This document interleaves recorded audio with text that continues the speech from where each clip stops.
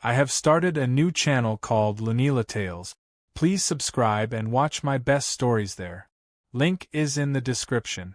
They say every story begins with a heartbeat, but mine began with a scream, a frying pan, and an alien who learned the hard way that Viking girls do not get kidnapped quietly. That was the moment everything changed. One heartbeat, I was standing on the rocky hill above my village, the wind cold in my lungs, the North Sea roaring like an angry god below me. The next heartbeat, the sky cracked open with light, colder and stranger than the aurora, and shadows fell around me. I am Astrid Bjornsdottir of the Frostfang clan of Midgard, daughter of Bjorn Ironheart, chief and breaker of oaths. When I vanished that night, everyone thought I had died. They did not know the truth. I was taken. But that night started like any other, and I was still foolish enough to think I understood the world. I had stolen away from the village feast because I was tired of being told what a chief's daughter should be. My father said I should learn weaving and diplomacy and how to smile politely at men my age during trade gatherings. He said the daughter of a chief must know peace so she may protect peace. That sounded to me like a soft way of saying I should stop dreaming of battle and adventure. I did not want peace. I wanted thunder. So I had crept into the hills, carrying only a torch and my father's spare seeks, hoping to complete the trial of wolves. It is an old Frostfang challenge. Go alone into the wild, follow the tracks of a wolf pack, get close enough to steal a tuft of fur, and return by dawn. Few girls attempt it. Fewer still succeed. That made it irresistible. I followed the frozen mud path uphill, heartbeat racing with triumph. I would return to the village by morning. I would finally earn respect. At least, that was the plan before everything went wrong in the weirdest way possible. The world changed when the silence hit. No owls. No wolves. Even the wind stopped as though the world itself was holding its breath. The hair on my arms rose. I took another step, but the night suddenly pulsed with a strange humming sound, like metal singing. Lights appeared above. Not torches. Not stars. They moved too fast, circling in impossible angles. I stared up, my breath frozen in my throat. 3 silver shapes descended out of the clouds, each glowing along their sides with lines of blue fire. I did what any fearless Viking warrior would do. I screamed and threw a rock at them. It bounced off harmlessly. A beam of blue light hit the ground near me with a hiss, and the earth itself shivered. A smooth silver craft hovered before me, nothing like a ship yet clearly built for travel. A ramp extended and figures stepped out. They were tall and armored, their skin of faint bronze, their eyes like molten gold. Their voices were static and metal, and though I did not know the language, their meaning was clear. Capture. I ran. Even I knew I could not outrun a beam of light, but running is human nature when the gods send nightmares after you. I made it 3 steps before something lifted me off the ground. The world tilted, spun, and darkness swallowed me. When I woke, I was inside a metal room that smelled like burning air and fear. Chains locked my wrists. Panic tried to claw its way into my chest, but rage was stronger. Someone had taken me. Someone had dared take the daughter of Bjorn Ironheart. Someone was going to lose teeth. I yanked so hard against the chains that sparks flew. A door slid open with a hiss. An alien walked in, but unlike the armored ones from the earth, this one was thinner, nervous, and wearing something that looked suspiciously like a stained apron. He carried a strange tray with a steaming bowl. Food. He saw me awake and made a surprised squeak. I stared at him. He stared back. For a long moment neither of us moved. Then he made the mistake of coming closer. He pointed at the bowl, made a strange warbling sound, and then pointed at me. I think he wanted me to eat. But I had questions. I pointed at him and demanded answers. Who are you? Where am I? Why have you taken me? He blinked and repeated his warbling again, slower, like I was stupid. He clearly did not understand me. I tried again with gestures. Where am I? He offered me the bowl. I threw it in his face. He shrieked and stumbled backward. In that moment I saw it. On the wall was a small panel with blinking lights. If someone built it, someone could break it. That someone would be me.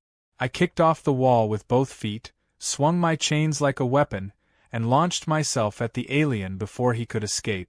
He slipped, crashed backward, and hit his head on the floor with a groan. Weapon secured.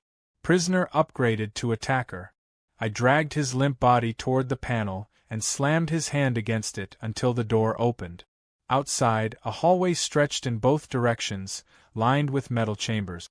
Strange shapes moved behind transparent doors. Some were small and covered in fur. Others were large and scaled. Others still looked horribly like me. Humans. There were more humans here. I was not the only one. 2 larger aliens spotted me and shouted to each other. I ducked back inside and slammed the door shut. I had perhaps 90 seconds before they came in. My heart pounded, but my thoughts sharpened. Chain. Unlocked cuffs with stolen key device. Search alien apron. Found metallic stick that hummed. A weapon. Good. I gripped it tight. The door crashed open. The first guard charged in with a strange metal spear. He lunged. Mistake. I stepped aside, grabbed the frying pan off the alien tray, and smashed him across the face. The second guard hesitated. Good. Fear meant hesitation, and hesitation was death. I kicked his kneecap sideways, grabbed the glowing spear, and held it under his chin. He froze. The ship voice crackled overhead in an unknown tongue. Probably a warning. Probably trouble. I pressed the spear harder. The guard dropped his weapon. I shouted in my language, even though he could not understand. Take me home, Earth. Midgard. Now. He tried to speak, then paused, confused. I repeated Midgard 3 times, and on the third his eyes widened. He knew the name. Behind him, the bronze-skinned coward alien who had first entered the room groaned awake and sat up. When he saw the chaos, he let out a wail. Then he tapped something on his wrist. A small floating machine appeared in the air and scanned me with a beam of red light. It beeped. A metallic voice translated. Warning. Subject identified. Species human of Midgard. Ancient warrior bloodline detected. High threat level. The scared alien looked even more terrified now. He stared at the scan, then at me, jaw dropping. He whispered something in awe. Valkyra. He said it again, stronger, pointing at me. Valkyra. I did not know what that meant, but I knew one thing for certain. They had made a terrible mistake. I might have been chained. I might have been small. I might have been alone in the stars. But I was a Viking, and these aliens had no idea what kind of storm they had just stolen. That was the beginning. The night my story left Earth and flew into the darkness between worlds. The night I discovered that Midgard was only the first battleground. The night I swore I would escape, survive, and return home. Even if I had to tear apart the sky to do it. Xyler, as I later learned he was called, was not what I expected from an intergalactic slaver. He was thin and jittery, with 4 fingers on each hand and a bad habit of squeaking when startled. I had thought slavers would be ruthless warriors or cruel merchants. Instead, I had been kidnapped by someone who looked like he would faint at the sight of a wooden spoon. And unfortunately, I was now chained again aboard a larger vessel than the one that took me from Earth. Xyler had been transferred along with me, which meant I was stuck with him as he nervously wiped his sweating brow ridges and avoided eye contact as if I were a wild animal about to bite him. To be fair, the thought had crossed my mind. We were on what he called a trade frigate heading to the Zorith Exchange, whatever that was. The ship rumbled beneath my feet with the steady rhythm of engines pushing through the void. The halls were bigger than those of the smaller capture shuttle, towering and metallic with strange crawling lights in the walls like veins of lightning. I had tried to memorize the layout of the vessel, but the corridors seemed to rearrange themselves at random, doors shifting and lights flickering unexpectedly, as if the ship were alive and had a dark sense of humor. The guards were not idiots this time. They bound me with energy manacles that tightened if I pulled too hard, and assigned 2 armed escorts who looked like they ate iron for breakfast. They did not speak my language, but they understood one thing clearly. Do not get too close to the human. They gave me a wide berth, keeping their weapons aimed at my chest with their fingers tight on triggers. My escape attempt had made them cautious, but not cautious enough. Every prison has a weakness, every chain a flaw. I just needed time. Zyler shuffled along beside me, hands clasped behind his back, pretending he had authority over the situation, though we both knew he was more of a nervous messenger pigeon than a commander. He tried speaking to me again in his language, which sounded like metallic chirping mixed with underwater gargling. I ignored him, so he switched to broken translation through a small floating orb drone.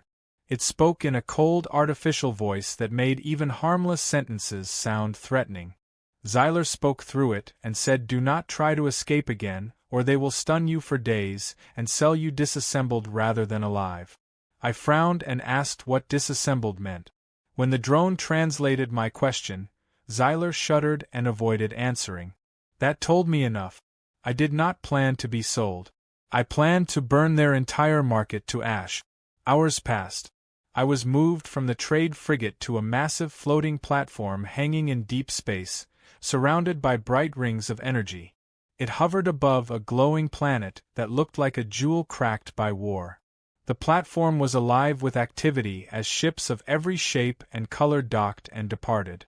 Aliens of hundreds of species walked openly, some tall and elegant, others small and insect-like, others hulking and monstrous. It was overwhelming yet thrilling. The universe was wider than I imagined. I hated that I was a prisoner within it. As I was dragged toward the entrance hall of the station, something strange happened. Creatures stared at me. Not the usual curious glance people give a stranger. They stared with something like fear. I walked barefoot, shackled and grim, hair wild, my eyes burning with fury. I must have looked like a feral animal. Some aliens whispered behind trembling hands. Others stepped away. But what truly concerned me were the ones who stared without flinching. Warriors, mercenaries, hunters. They were studying me, measuring me, waiting. Zyler led me past glowing signs written in strange alphabets and through a colossal gate that opened like the jaws of a beast. The air inside smelled of metal, ozone, and too many lives packed into too small a space. Above us hovered a spinning projection that read Zorath Exchange in a language my brain somehow understood now. Perhaps the scanning device had done something to help me translate. Or maybe my mind was changing already. I pushed that thought away. Everywhere around me was noise. Shouting voices bargained. Strange hissing creatures slithered in cages. Mechanical beings traded shimmering packets of data. And among them all were cages filled with beings that did not want to be there. Slaves. Soldiers captured in war. Beasts taken from their home worlds. Children. My stomach twisted. A market of freedom sold piece by piece. Suddenly my rage found purpose. These chains were not only my prison. They were proof of an evil far older than my world had ever known. These slavers would pay. We stopped at a massive booth built from black metal and bone. Behind the counter sat a merchant larger than any creature I had seen so far, a towering being with 4 arms and eyes like pits. Zyler bowed nervously and showed him a holographic document. The giant merchant listened, then leaned forward until his shadow fell across me. He examined me like a farmer judging the weight of livestock. He asked Zyler a question. Zyler shrugged, then gestured at me uncertainly. The merchant growled and walked around the counter, lifted me effortlessly by the chain between my shackles, and pulled me eye level to him. He smelled like oil and old blood. He asked what skills I had. Zyler began babbling. The merchant raised a hand to silence him and repeated the question. What skills? I looked him straight in the eye and answered in the only language I had. I slammed my forehead into his nose. Pain exploded across my skull, but it was worth it. The merchant reeled backward, roaring in fury. The guards lunged to strike me, but he stopped them and laughed instead. A deep, rumbling laugh like boulders grinding together. He said through the drone translation that I would fetch a good price. Trouble was valuable in certain markets. He said fearless warriors who refused to break were in high demand. That was when he announced my fate. I would be sold to the arena of worlds, an interplanetary entertainment empire where beings were forced to fight for survival. He marked my skin with a burning sigil that I could not wipe away and assigned me a new title. The crowd gathered as he raised my chained wrist and shouted in triumph, "Behold the human wildling!" The words echoed across the marketplace. Some laughed. Some gasped. Others whispered the title with a strange mixture of awe and dread. I clenched my teeth so hard my jaw ached. I had been many things in my village: daughter, hunter, troublemaker, dreamer. But I had never been prey. I was marched from the exchange to a darker wing of the station reserved for arena transport. The hall grew quieter, the air colder. I noticed now that slaves here wore the same burning sigil mark, each branded with a role: fighter, worker, pet experiment. When we reached a holding cell, I was shoved inside and the door sealed behind me. Alone except for the faint sound of chains clinking in distant cells. Fear crept in like frost under a tent flap. Not fear for myself. Fear that I might never see home again. I thought of my father, Bjorn Ironheart. If he were alive, he would tear the stars apart searching for me. Or he would never know what happened and die with a broken heart. I could not allow either. I made a promise then in the cold grip of space. I would not die here. I would not bow. I would not break. The creature in the corner stepped forward, and I saw just how massive he truly was. He had to duck so his head would not scrape the ceiling. His shoulders were wider than the prison door, and his arms hung with cords of muscle thick as tree trunks. His skin was dark stone gray and lined with faint scars glowing a dim blue.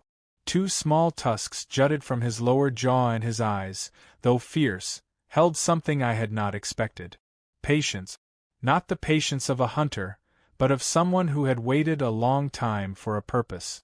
I was not sure what that meant for me, but I knew enough to keep my guard high. He studied me for a time before speaking again. His voice shook dust from the ceiling. "You are small," he said. "You will die quickly."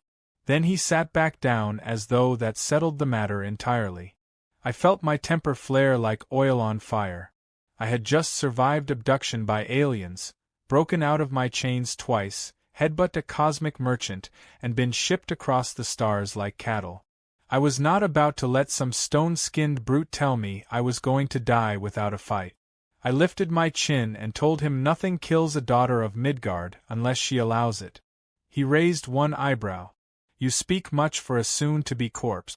I stepped toward him, ready to fight barehanded if necessary, but he lifted one massive hand in warning. "Sit, human. We begin soon." "Begin what?" "Your first arena test. Survive and you will see tomorrow. Die and your bones will feed the training beast." He gestured to a metal bench on the wall. I sat, though my instincts screamed to stay ready. He continued, "My name is Drak of Clan Gorath. I was conquered and sold here 5 years ago. They have tried to break me. They have failed. You did not give your name yet. That is rude." I blinked. He was gigantic, powerful, dangerous, but also oddly proper, as if even in captivity he clung to some warrior code that I could respect. I told him my name, Astrid, daughter of Bjorn Ironheart of the Frostfang clan. Drak nodded slowly. "Midgard," he said, pronouncing the name slightly wrong. "I have heard that name. Some in the far spiral call your world a myth. A forgotten warrior realm that vanished before the Great Silence. Your people are small but fierce." That, I admit, was interesting. The idea that my world was known, or at least rumored, across the galaxy meant we were not as insignificant as these slavers believed. Before I could ask him anything more, the door slid open and 2 arena guards entered. They threw metal collars at us. Drak caught his effortlessly. I barely managed to catch mine before it hit the floor. The guards said to put them on if we wanted to keep our lungs unpunctured. Drak clasped his collar around his neck. He saw I was examining mine and explained it was both a tracker and a punishment tool. It can freeze your nervous system if you disobey orders, he said. So do not disobey where they can see you. We were forced into a hallway lined with other prisoners, all wearing collars. Some looked broken beyond repair, their eyes hollow. Others seemed hungry for blood. Every one of them had been dragged from their homes. Every one of them was a victim. But the arena did not see prisoners. It saw merchandise, entertainment. The first arena trial was not for glory or death. It was for ranking. They needed to see if we were weak or strong. How we fought. What made us hesitate. Who we could kill. The trial chamber was massive and circular, surrounded by towering walls lined with spiked gates. The ceiling opened to reveal a sky of swirling violet clouds. Around the rim of the arena were balconies filled with spectators of countless species. Their cheers roared like a storm. Some threw coins. Others spit insults. Others chanted for blood. The announcer appeared as a shimmering hologram, tall and cloaked in crimson. He welcomed the crowd to the ranking trial. Today we determine which of our new arrivals shall earn a place in the great games and which shall return to the bone pits. The crowd screamed louder. He introduced the first group of fighters. That group was us. They opened the supply crates scattered across the arena floor and told us to arm ourselves. Most prisoners scrambled for weapons, grabbing blades, axes, and energy rifles. Drak reached down and picked up a metal hammer that must have weighed 80 pounds. He tested the weight, nodded once, and slung it over his shoulder as easily as a sack of grain. I opened a crate and found something that almost felt familiar. 2 short blades. Balanced. Heavy.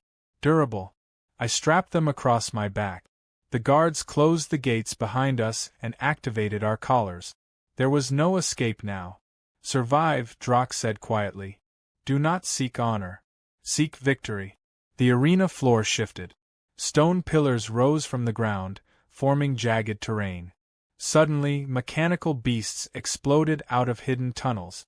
They were metal wolves with razor teeth and glowing red eyes. The announcer declared the rules.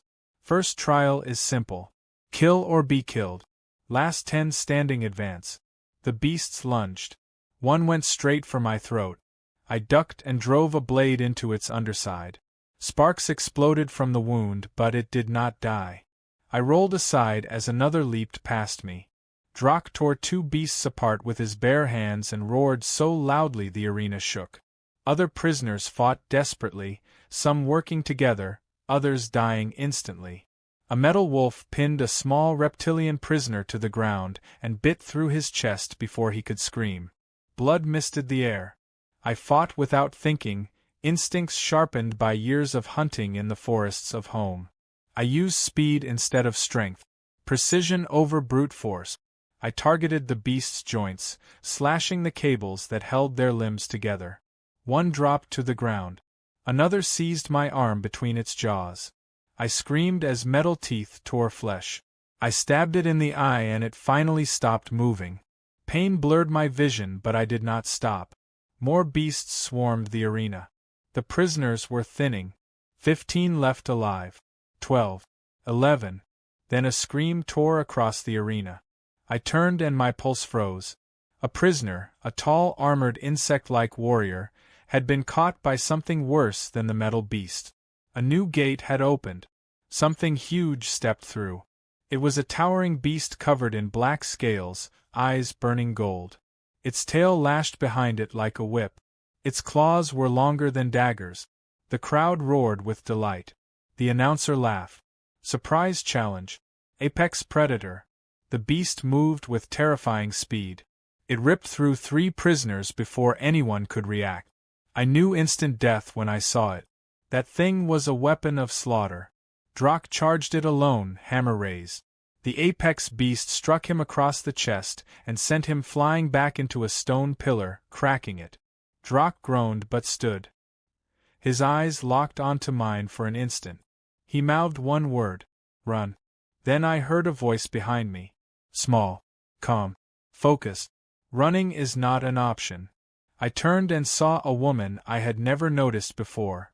She had been in the trial with us, but she had stayed hidden until now. Her eyes were sharp silver and her body was a combination of flesh and machinery. Her left arm was fully mechanical, humming with faint blue energy. Another cyborg. She studied me like she had been waiting to speak. "Choose," she said. "Fight alone and die. Or survive with me." The apex beast roared, shaking the ground beneath us, and for a heartbeat I wondered if this was where my story ended. Not in a glorious battle on a Viking shore, not beside my clansmen in battle, but in a metal arena on a forgotten world, devoured by a monster while aliens cheered. That thought alone woke something savage inside me. I was Astrid Bjorn's daughter. I would not die here. Mira 7 moved with deadly precision, her mechanical arm shifting shape with a hiss of gears until it became a glowing blade. She darted forward, striking fast, severing one of the apex beast's tendons as it lunged. It howled as its leg buckled. Drak rejoined the fight, slamming his hammer down on its spine with earth-splitting force. The blow should have killed it. Instead, the beast only grew more enraged. Its tail lashed, striking Drak across the chest and hurling him back again.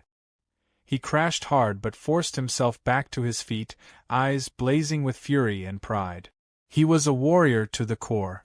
We needed a plan fast. The beast was too strong to take head-on. Its scales were like iron, deflecting even Drak's weapon. Mira yelled over the roar of battle that the beast had a weakness. Every creature does. She pointed to its throat where small vents pulsed, glowing faint gold. Respiration vent. Vulnerable. But none of us could get close enough before being torn apart. We would need a distraction and a precise strike. That was when I saw it. The arena walls glowed with embedded runes. Ancient symbols carved deep into the metal. My breath caught. They were not alien. They were Old Norse. I did not know what they meant or why they were there, but their presence was no accident.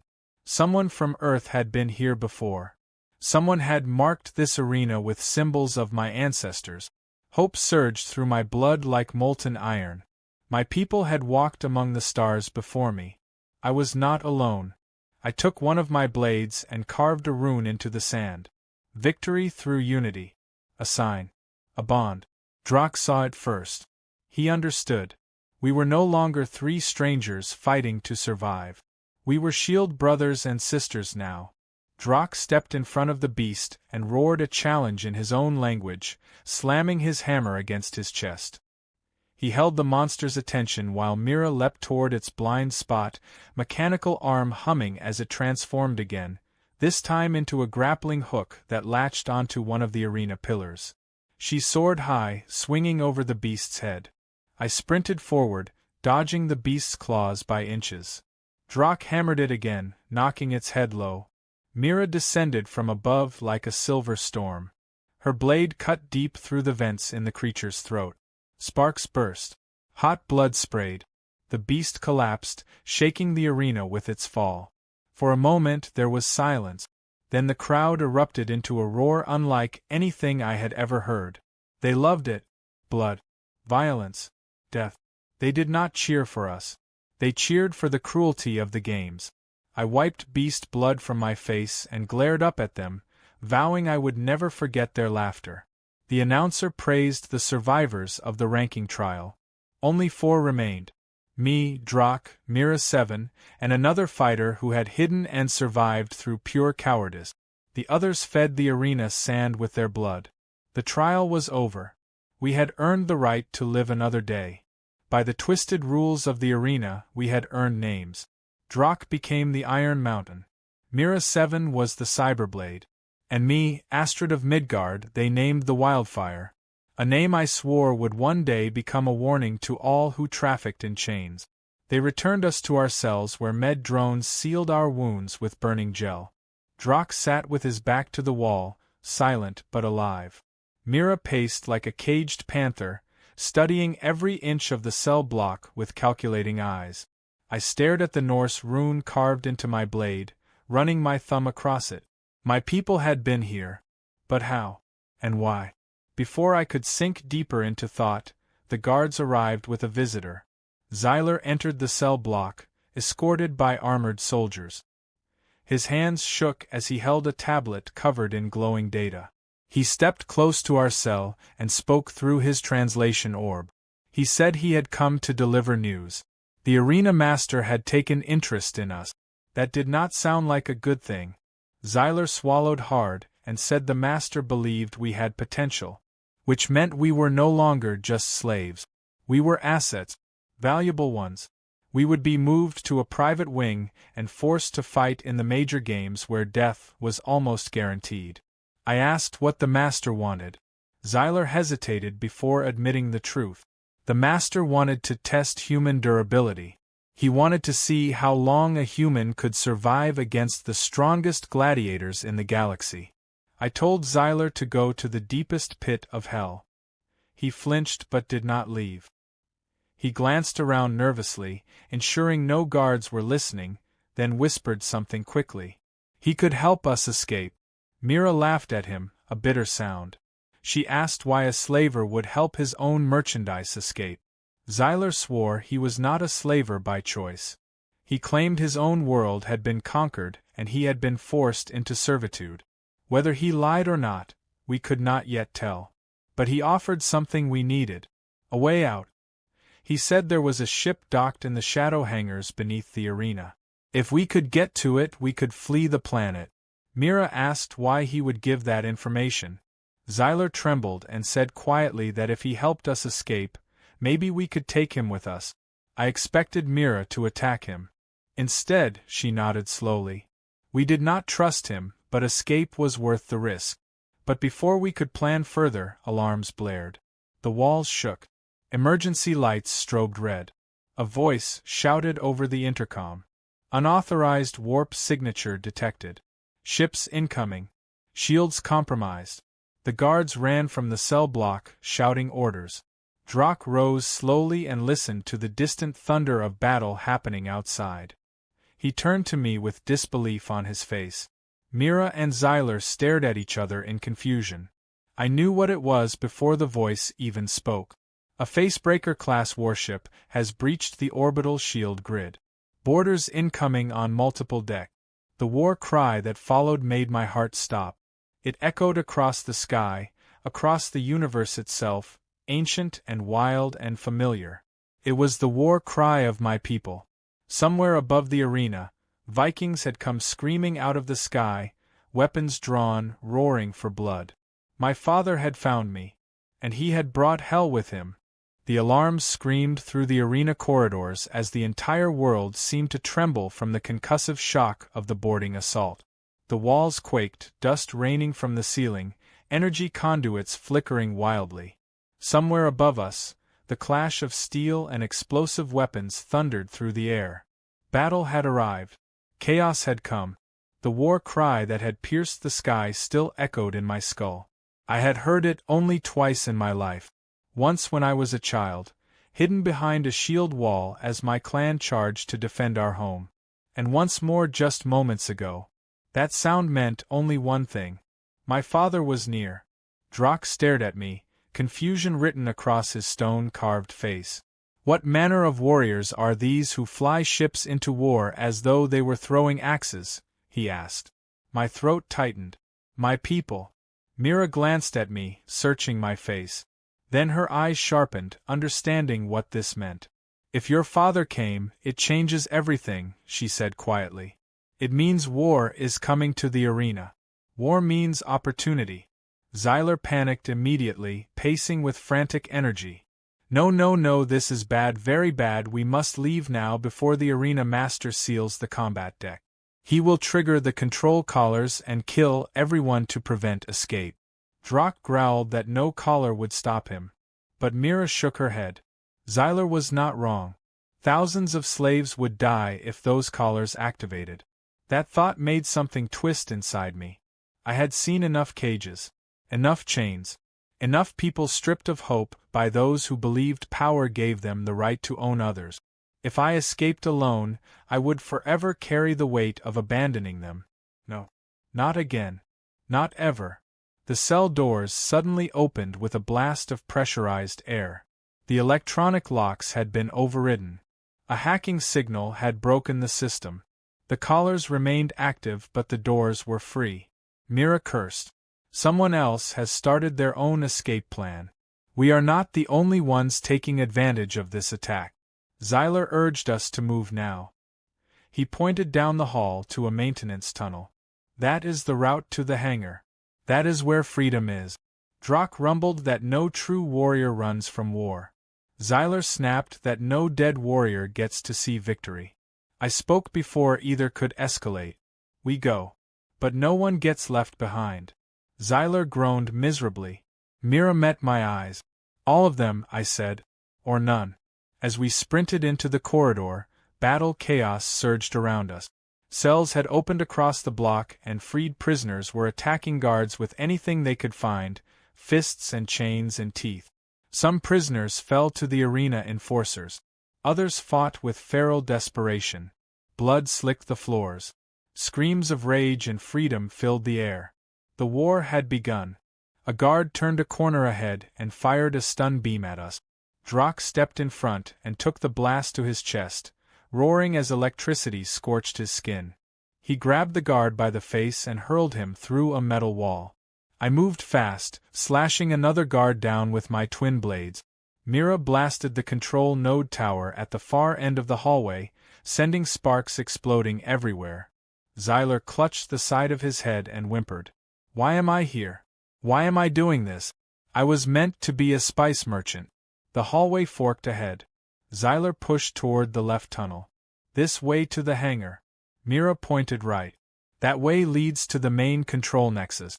If we destroy that, the collars die and everyone goes free. Zyler shouted that the nexus was impossible to reach. Suicide. No one touches the master control. Drak looked at me and waited. He did not speak. He was a warrior. He would follow a war leader without question once chosen. The others looked at me too. Mira with defiance. Zyler with fear. The decision was mine. We go right, I said. Zyler slapped a hand over his face in despair. Why did I help a human? I knew the choice meant we might never escape. The master control nexus would be guarded. But if I fled and left everyone else to die under those collars, I would have become worse than the aliens. A free coward is worse than a dead warrior. We ran toward the right path. The closer we came to the nexus chamber, the heavier the resistance. Armored units with shock shields held the corridors, firing at us with alternating stun and kill shot. Drak charged with unstoppable fury, hammer cracking shields in half. Mira sliced through two more guards with ruthless efficiency. I moved with them, blades flashing, feral and silent, letting rage fuel my strength.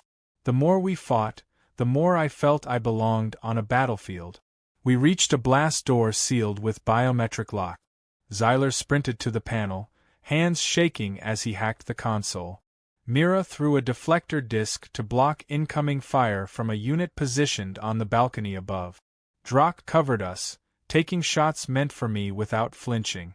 Zyler shouted at the door. Almost. Done. The blast door opened and the four of us rushed inside. The control nexus chamber was immense, filled with towering crystal pillars and circuits pulsing with crimson energy. At the center of it all stood a raised control throne surrounded by floating hollow runes. Sitting upon it was the arena master himself, Commander Varkal. He radiated menace like fire radiates heat. Tall, armored in obsidian plates, mandible ridges marking his face. His eyes burned unnatural pale blue as though staring straight through each of us. He spoke and his voice slithered through the air like a cold wind. Astrid of Midgard, I have been waiting to meet you. He stood, stepping down from the platform. Our blades raised in unison. Varkal smiled slowly. You think you came here by fate or accident. You did not. I claimed you before you were even born. My blood went cold. Mira tightened her grip on her weapon. Drak snorted and muttered lies. Zyler looked like he might faint on the spot. Varkal pressed a control rune on his arm plate. A hologram unfolded in the air. A lab. A strange chamber.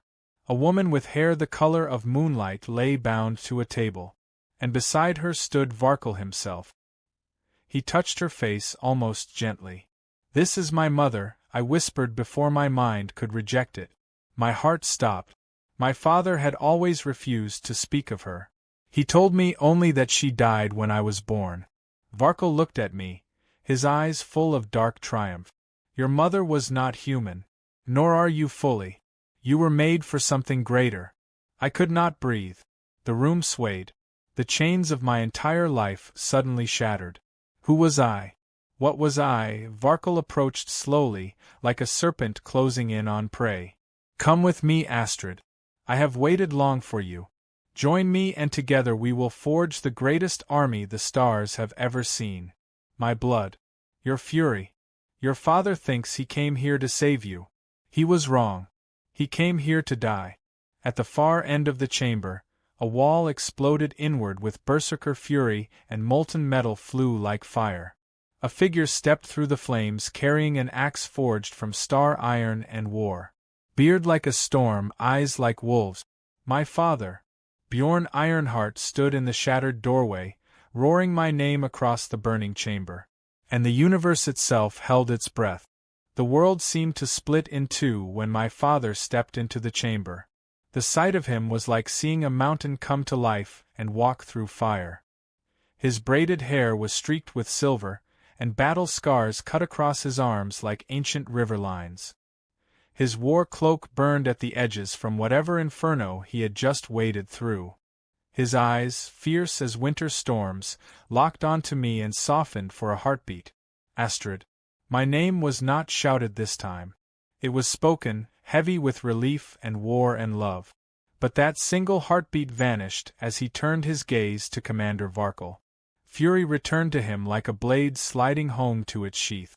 "You," he growled. So this was the monster who had stolen me. Not just a slaver but something worse. Something patient. Something that had waited. Varkle offered my father a cruel smile. "Bjorn Ironheart. At last you crawl from your mud world to greet history. This moment has been a long time coming." My father swung his axe from his shoulder, grip tightening until metal creaked. "I have never once cared for destiny.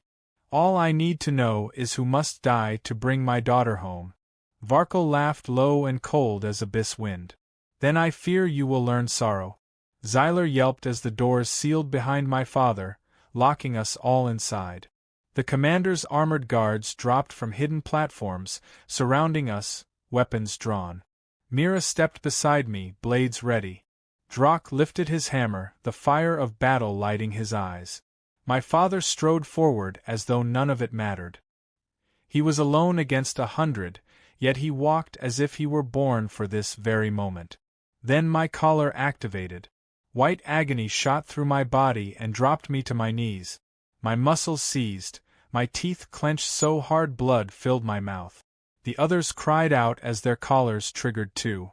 Xyler collapsed, twitching violently. Drak roared in agony, slamming his fist into the ground as the collar fought to bring him down. Mira dug her metal hand into her own collar, trying to rip it off even as her systems overloaded from the voltage. Varkle watched us calmly. "Pain humbles even the wild," he said. He turned off my collar first and I collapsed gasping. His gaze found me. "You are not like them. You were made for more." That word again. Made. The images of my mother on that holographic table burned through my mind. What had he done to her? What had he done to me? My father roared my name again and charged straight at Varkle. 3 of the master guards tried to intercept him. It was a mistake. My father moved like thunder. The first guard lost his head. The second was thrown into a pillar so hard metal and bone shattered together. The third guard managed to raise his shield, but my father smashed through it and drove his axe into the alien's chest. Bjorn Ironheart fought like every saga had sworn. There was no one alive like him. Varkle caught Bjorn's axe swing with one hand. Metal screeched as the cosmic warlord's strength stopped my father's attack cold. Bjorn growled and leaned his full weight into the strike, but Varkle did not budge. "I have awaited this battle, Ironheart. Long before your daughter was born. Long before you even knew she mattered.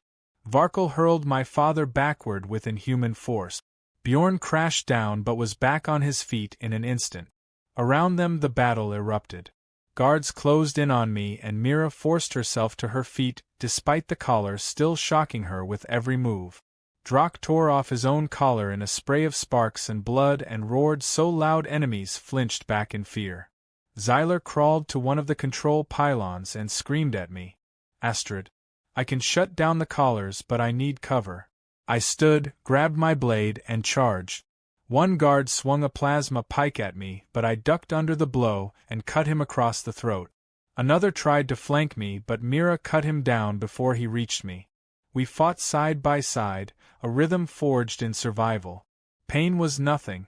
Fear was nothing. Only purpose remained. Xyler found the control rune. Got it. Collars offline. The feedback burst caused sparks to fly across the chamber's ceiling as our collars powered down. Mira ripped hers free and hurled it away. Drak laughed as he crushed his ruined collar under his heel. Thank the ancestors. Now we fight as warriors. More prisoners poured in through the shattered doorways. The rebellion had reached the heart of the arena. Varkle fought my father in a clash that could have shattered mountains. Every strike shook the chamber. My father fought with fury. Varkle fought with terrifying precision. He moved like an ancient predator. With each blow he drove my father backward, step by step. Bjorn staggered. Blood dripped down his face. He was tiring. Varkle struck him across the chest, and threw him into the central pylon. Father. I ran to him but an explosion sent me flying backward. Mira dragged me to cover as more guards rushed us. Varkle approached my father with slow, deliberate step. I told you, Ironheart. You came here to die.